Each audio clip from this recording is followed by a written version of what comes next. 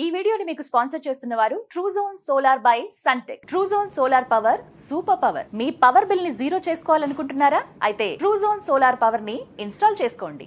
నమస్కారం, welcome to Suman TV. నేను గీతాంజలి. ప్రస్తుతం మనతో పాటు ఉన్నారు అభ్యుదయ ఫౌండేషన్ CEO నందకిషోర్ గారు.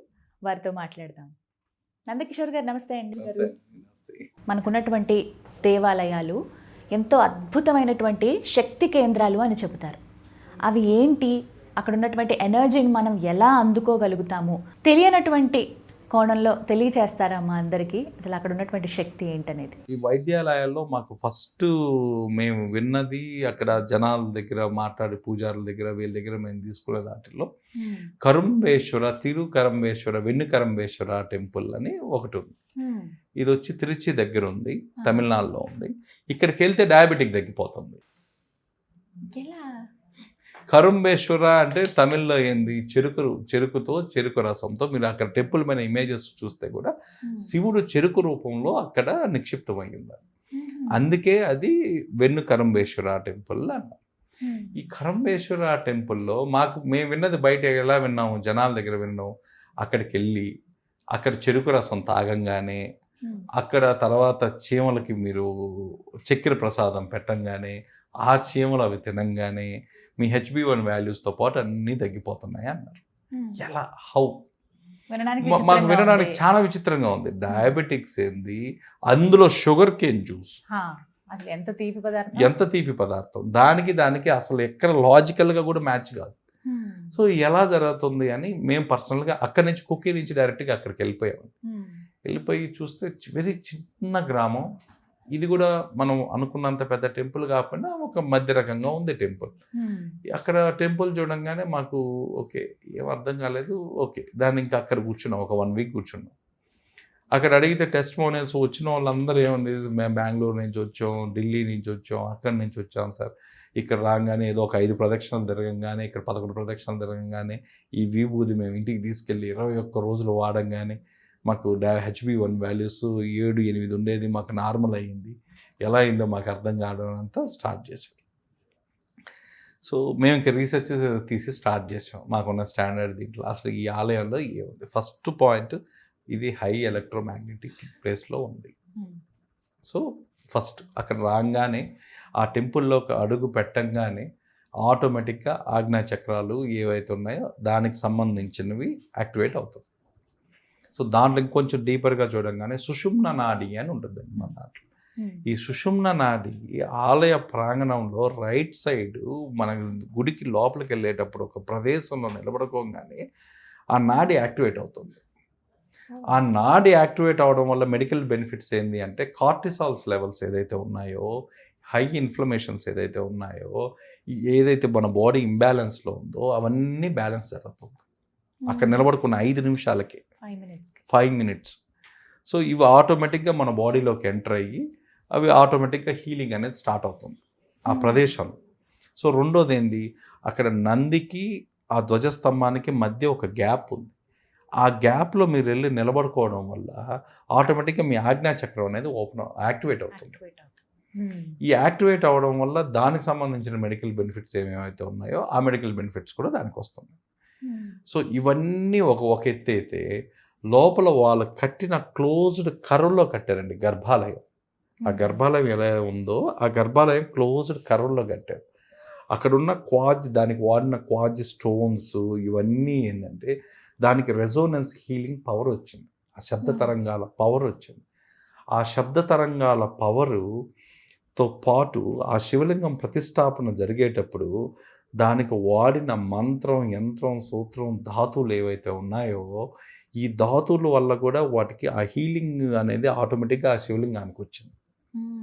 ఈ ఎనర్జీ, శబ్ద తరంగాలు, ఈ సైన్స్, ఈ మెడికల్ బెనిఫిట్స్, ఈ ఎనర్జీ అంతా దానికి వచ్చింది. ఎప్పుడైతే ఈ చెరుకు రసం దాని మీద, శివలింగం మీద అభిషేకిస్తారో, విభూది అభిషేకిస్తారో, అదే విభూదికి మెడికల్ వాల్యూస్, అదే చెరుకు రసానికి మెడికల్ వాల్యూస్ వచ్చాయి. మెయిన్ రీజన్ ఆ మెడికల్ వాల్యూ వల్ల వీళ్ళు ఇంటికి వచ్చి అవి వాడడం వల్ల ఇవి కరెక్ట్గా. ఇప్పుడు సపోజ్ మీకు ఒక ఎగ్జాంపుల్ చెప్పాలంటే, కొంచెం కాంప్లికేటెడ్ థియరీ ఇది. సో చెప్పాలి అంటే, మీరు ఒక తలనొప్పి వచ్చిందండి. ఈ తలనొప్పికి మీరు ఒక టాబ్లెట్ తీసుకున్నారు. ఆ టాబ్లెట్ కరెక్ట్‌గా మీ బాడీలో ఆ తలనొప్పిని ఎలా తగ్గిస్తుంది? ఎందుకు అంటే ఆ టాబ్లెట్‌లో ఉన్న కాంపోజిషన్. దానికి సంబంధించిన కాంపోజిషన్ దాన్ని ప్రామాణికంగా తీసుకొని, ఆ తలనొప్పిని ప్రామాణికంగా తీసుకొని వాళ్ళు తయారు చేసిన విధానం. అదే విధంగా విభూది మీరు కూడా అనొచ్చు. విభూది మా ఇంట్లో కూడా ఉంది కదా! ఈ విభూది నేను పెట్టుకుంటే నాకెందుకు తగ్గలేదు? అదే విభూది ఆ స్థలంలో అక్కడ వాళ్ళు వాడిన విభూదియే ఎందుకు వాడాలి? ఎందుకు అంటే ఆ మంత్రం, యంత్రం, సూత్రంతో చేసిన శివలింగం ఏదైతే ఉందో అక్కడ మీరు ఓం నమః శివాయ అని చెప్పిన మంత్రం ఏదైతే ఉందో ఈ మంత్రంలో ఉన్న ఎనర్జీ, ఆ శిల్పంలో ఉన్న ఎనర్జీ, ఆ గర్భాలయానికి ఉన్న ఎనర్జీ ఇవన్నీ అభిషేకం చేయడం వల్ల ఇవన్నీ మెడికేటెడ్ అయ్యాయి. ఈ మెడికేటెడ్ ఇది మీరు ఏదైతే మీరు ఇంటికి వచ్చి అది వాడుతారో అది ఆటోమేటిక్గా హీలింగ్ అనేది స్టార్ట్ అయింది. సేమ్ మీకు ఈ టాబ్లెట్ ఎగ్జాంపుల్ అండి దీనికి. ఆ తీర్థము అవి ఎందుకు అంటే అవి 21 డేస్ కొంచెం పథ్యంగా ఎవరైతే నాన్ వెజ్లు ఇవి తినకుండా ఉండి ఆ దైవ ప్రసాదం కాబట్టి అది వాడతారో వాళ్ళకి ఆటోమేటిక్గా అక్కడున్న కాస్మిక్ ఎనర్జీ మీ ఎండోక్రైనాలజీ మీద ఈ విధంగా వర్క్ చేస్తుంది. This is scientific. డయాబెటీస్ అనేది తగ్గుతుంది. సో ఇది మొత్తం మాకు చేయడానికి ఒక 8 డేస్ పట్టింది. 8 డేస్ అక్కడే కూర్చొని అక్కడే వాళ్ళందరితో మాట్లాడుతుంటే దానికి సంబంధించిన బుక్స్ దాని మీద ఇవన్నీ తీసేసి చదివితే లాస్ట్కి మాకు దొరికిన పాయింట్ ఏంటంటే దీనివల్ల ఆ ప్రసాదం ఇవన్నీ తీసుకోవడం వల్ల అది ఎగ్జాక్ట్గా మీ ఎండోక్రైనాలజీ గ్రంథి పైనే వర్క్ చేస్తుంది. ఆ వర్క్ చేయడం వల్ల ఆ డయాబెటిక్ అనేది తగ్గుతుంది. చెన్నైకి 35 కిలోమీటర్స్ దూరంలో హృదయేశ్వరాలయం అనేది ఒకటి ఉందండి అన్నారు. ఈ హృదయేశ్వరాలయం పేరే కొంచెం కొత్తగా ఉంది. ఈశ్వరుడు హృదయం ప్లస్ ఈశ్వరుడు హృదయేశ్వరుడు. ఈ హృదయేశ్వరాలయం ఏంది కొత్తగా ఉంది అని దీని గురించి స్టార్ట్ చేసి అక్కడి నుంచి నేరుగా చెన్నైకి వచ్చాం. సో మాకేం చెప్పారంటే ఎవరైతే కార్డియక్ ఇర్రెగ్యులారిటీస్ ఉంటాయో కార్డియక్ వాళ్ళు ఇబ్బంది పడుతున్నారో ఈ పేషెంట్స్ హృద్రోగులందరికీ కూడా అక్కడికి రాగానే ఉపశమనం కలుగుతుంది. ఎలా? ఆ దేవాలయంలో అడుగు పెట్టంగానే సేమ్ ఈ డయాబెటిక్ టెంపుల్ ఎలా ఉందో అది కూడా అలానే. అక్కడికి వెళ్ళంగానే ఏం జరుగుతుంది, ఏం జరిగితే వాళ్ళకి హీల్ అవుతుంది మాకు అర్థం కాలేదు. సరే మళ్ళీ స్వామిని ఒక 4-5 అడిగాము. అక్కడ వాళ్ళు ఇచ్చిన కొన్ని నెంబర్స్తో వాళ్ళతో కాంటాక్ట్ అయ్యాము. వాళ్ళు కాంటాక్ట్ అయితే మాకు ఏదో బైపాస్ సర్జరీ జరిగి అపోలో నుంచి వస్తే కూడా మేము ఫస్ట్ పెట్టేది వైదీశ్వరుని ఆలయంలో వచ్చిన విభూదే మేము పెడతాం. విభూది పెట్టడం హీలింగ్.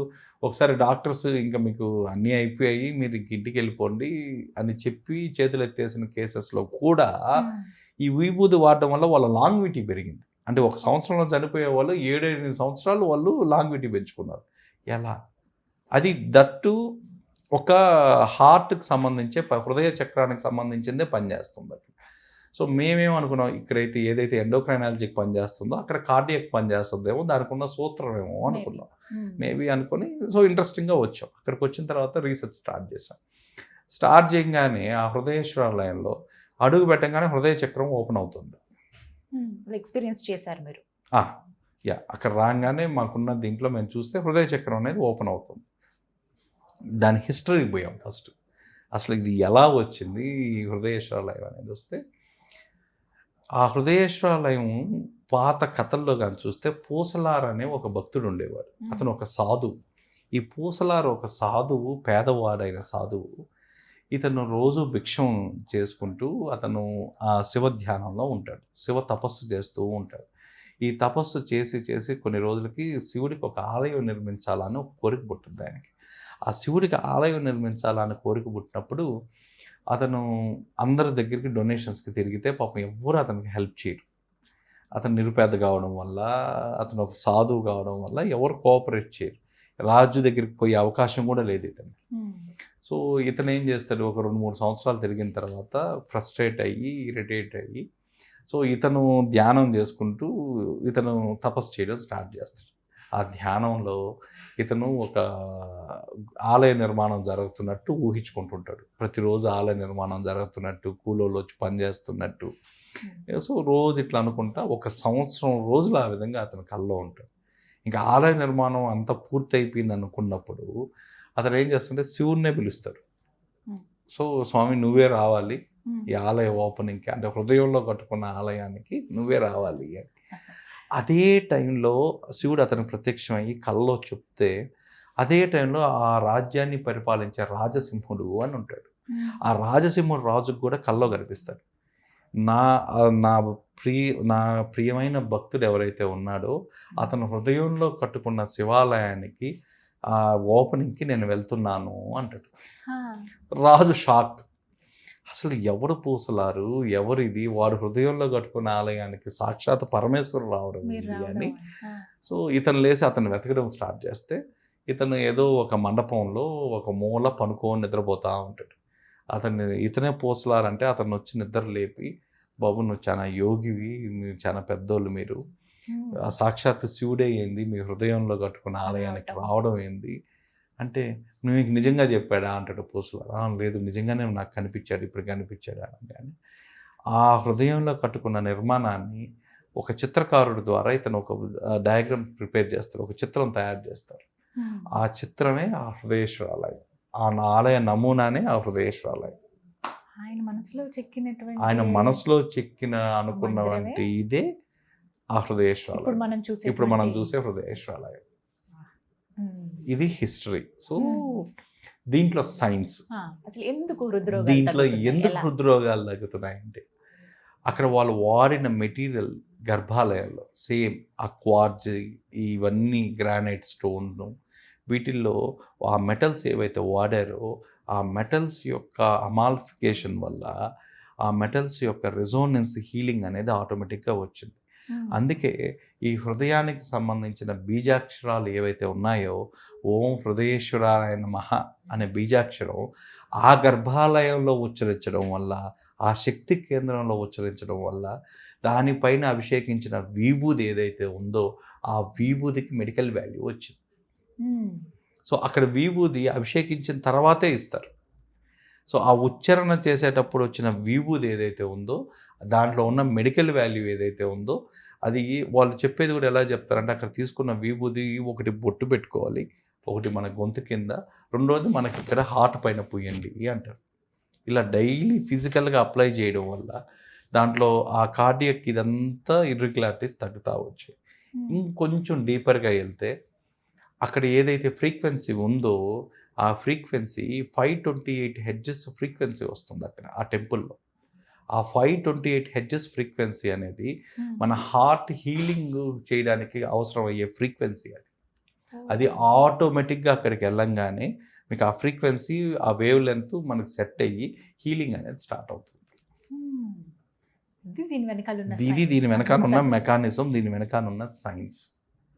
సో ఇందాక చెప్పినట్టు ఆ విభూది మన ఇంటికి తీసుకురావడం వల్ల అది కేవలం దాని మీదే పనిచేసి, ఆ కార్డియక్ దాని మీదే పనిచేసి ఇది తీరడం స్టార్ట్ అయ్యింది. ఇలా ఎన్ని రోజులు చేయాలని చెప్తారండి అక్కడ దేవాలయం? ఇక్కడ 21 డేస్ నుంచి 40 డేస్, 21 డేస్ నుంచి 40 డేస్ ఆ విభూది ధారణ వల్ల, ఆ విభూది ఫిజికల్గా అప్లై చేసుకోవడం వల్ల హృద్రోగాలకి సంబంధించిన ఇంటెన్సిటీస్, ఇంకా మనకు ఆశలు వదులుకున్నాక, మెడికల్గా ఆశలు వదులుకున్నాక కూడా అది వాడిన తర్వాత లాంగ్విటీ పెరిగింది, దానివల్ల తీవ్రత తగ్గింది.